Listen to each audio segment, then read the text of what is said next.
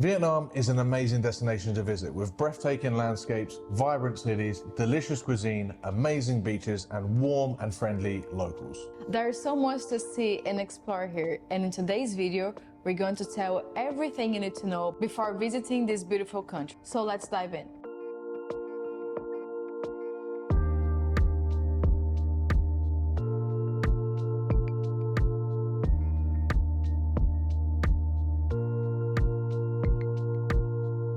So first, check your country's specific visa requirements before traveling. Some individuals have to apply for visas in advance, like you, and others don't have to do anything and can just get their visa on arrival, like me. However, if you would like to extend your visa as you're in a country, it may not be possible, so be aware of that. Because this happened with us, I thought I would be able to extend my visa. I was there, and because my Brazilian passport didn't allow me, I have to leave the country to then return. That was going to be too long for us, so that ended up cutting our time in Vietnam to less than 30 days.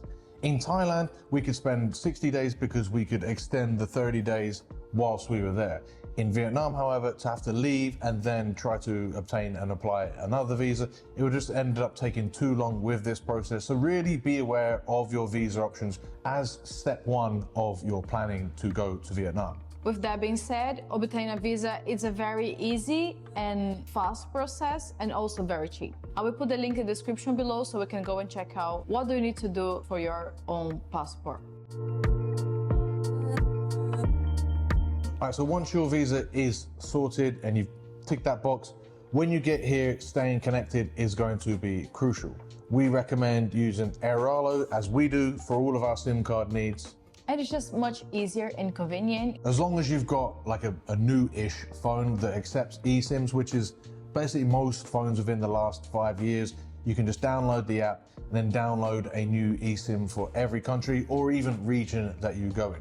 Plus, if you use our code that we have attached in the description, you can save yourself $3 with whatever your first purchase is. I know there are some cheaper options in the country, but the fact of you don't have to put a different SIM card in your phone and take it off and all the process is just easier. You get it as soon as you land. You don't have to worry about having to go to a new country and then trying to find a Wi-Fi to activate it. No, you've got it as soon as you land.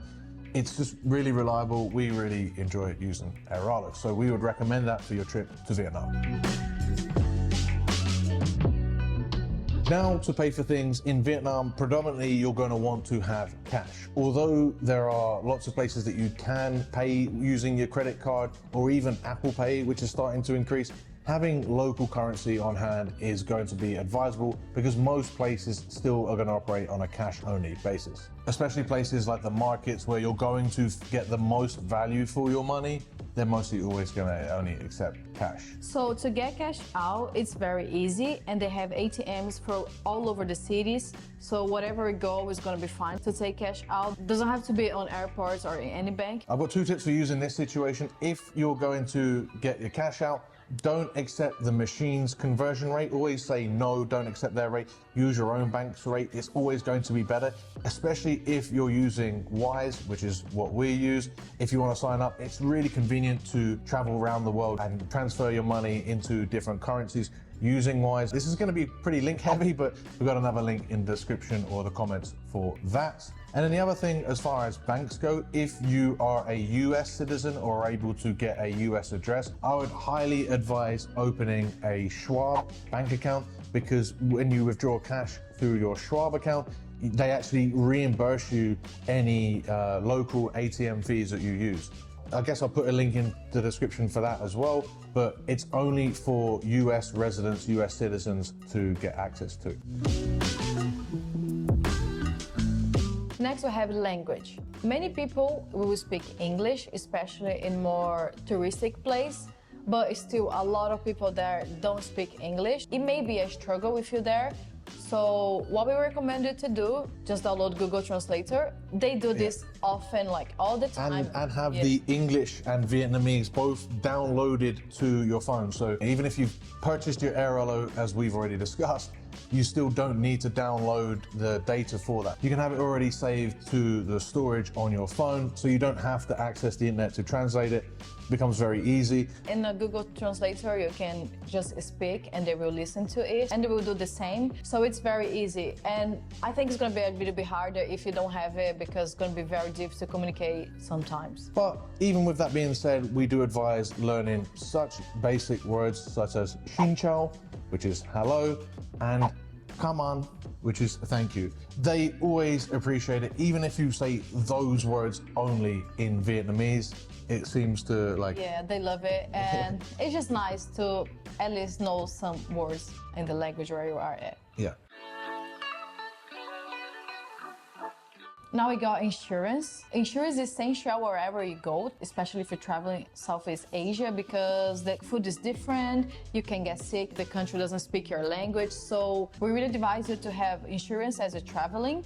For our insurance, we use and recommend Safety Wing because it covers everything that you need. If you lost your baggage, we cover. If your flights are super late or something happened to you, they cover actually everything. Medical emergencies, sports injuries as well. With extreme sports, they have extra sections for that.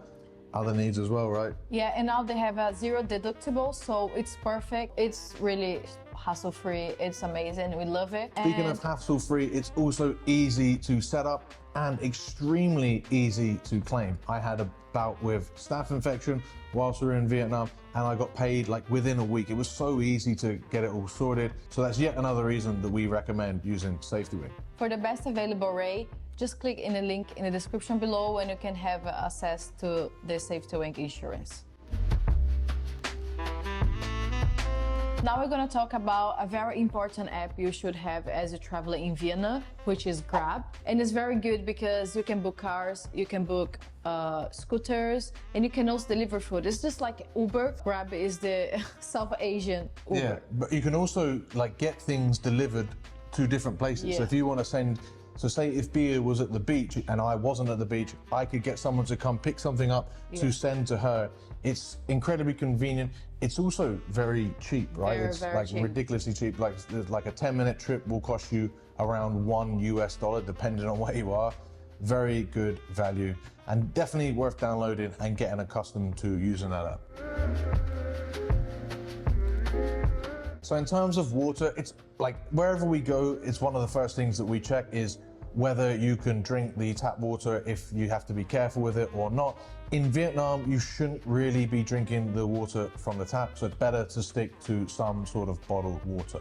Also, it's good to know, especially for the women watching this video, every time we go to the toilet in Vienna, especially the public ones, they're not really clean and they don't really have paper, so it's just easy if you can carry your wipes with you or something that you can use it as in a go bathroom, because it's just not very reliable. Just in case, to be safe, just carry some sanitizer and tissues with you because it's gonna be the best. And also ice. People get a bit sketched out about ice. I don't think there's a need to do that because the ice usually comes from ice machines, which comes from specific drinking water. You should be okay drinking that in basically every place. But for drinking water, you don't want to take it from the tap. You want to buy bottled water.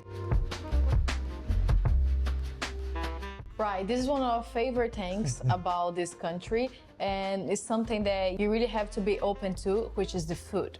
The Vietnamese food is amazing, and it's like just an experience. Like, it's very good. You should try it, and you should open your mind, even for the dishes that you don't really know what it is. And it's diverse. It's not just rice and noodles. Yes, it's pho, it's banh mi's, it's the rice paper wraps as well. So all of those different things can be for different moods and different experiences. Highly advised. It's absolutely delicious. The food is so fresh.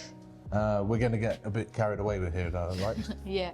And especially if you're vegetarian or vegan, if you just type on Google Maps the word shy, you're going to be able to find all the vegetarian food around. And that's a lot, because I think it's because of the Buddhism there.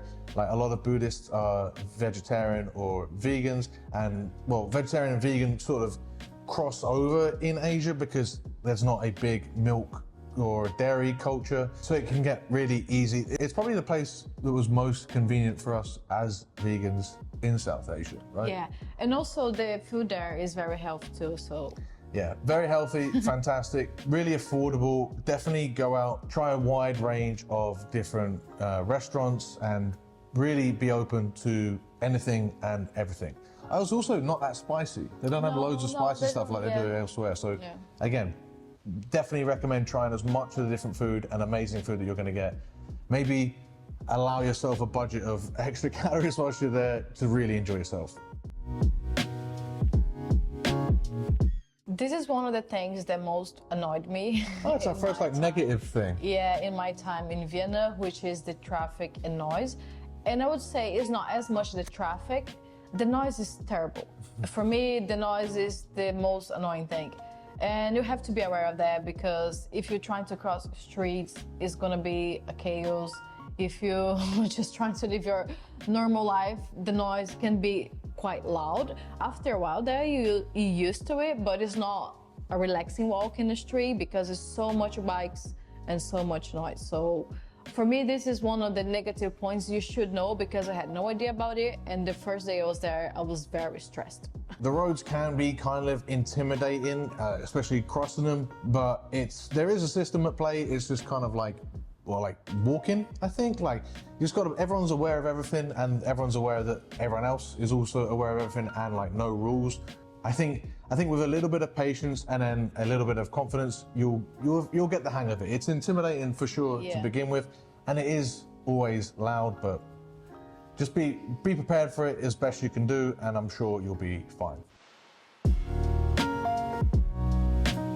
I think before you go to Vietnam, it's also worth getting an idea of the history of the country. You should be able to learn a lot whilst you're there. If you're interested, they have lots of museums. It just seems to have been a country that has a lot to offer as far as its history goes.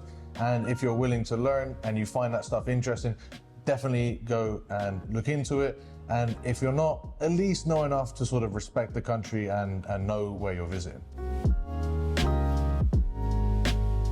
Last but not least, definitely not least, you have to know the coffee culture in Vienna. It's huge, and the coffee there is just amazing. They have, I think, coffee place in every corner. Every 10 meters, we're gonna find a different coffee place. Either a stand or a shop, or even a few boutique coffee shops that they're now starting to have as well, or the classic coffee shops that you'll get in Western places where you can go and do some work for a few hours as well. The coffee there is fantastic. Whether it's a normal drip or an Americano or the very traditional egg coffee that we can't have, unfortunately. I think you're gonna find something for you. I would say just be aware that number one, the coffees there are very strong. And then number two, if you have dietary restrictions, finding plant-based milk is going to be a challenge. Not just finding plant-based milk, but also finding decaf coffee. I'd say less than 5% of the coffee places had decaf and or plant-based milk. Even just one of those is very rare. So if you love your coffee and you love your caffeine and you love your normal condensed milk or whatever, great. If you don't, you might have to do a little bit of research. All right, so we think that is it. Everything that you need to know before you embark on your adventure to Vietnam. We hope you find this guide useful, and really, when you go to Vienna, just enjoy yourself and be open for all adventures, because this country has so much to offer. And the Vietnamese people themselves are very friendly and relaxed. We love our time there, and we believe that you will as well. That's why we made this video. If you found this video useful, give it a thumbs up. If you like videos like this and you like our new fancy mics that we've bought, please let us know in the comments below. We'd like to know what sort of content we can help to inspire you to do more travel. Now that we've really started to explore and started to capture our adventures, we want to figure out more ways that we can help inspire people to travel. Subscribe to our channel if you want to watch our adventures and want to see more videos like this. Thank you so much for watching it, and I guess we see you in the next one.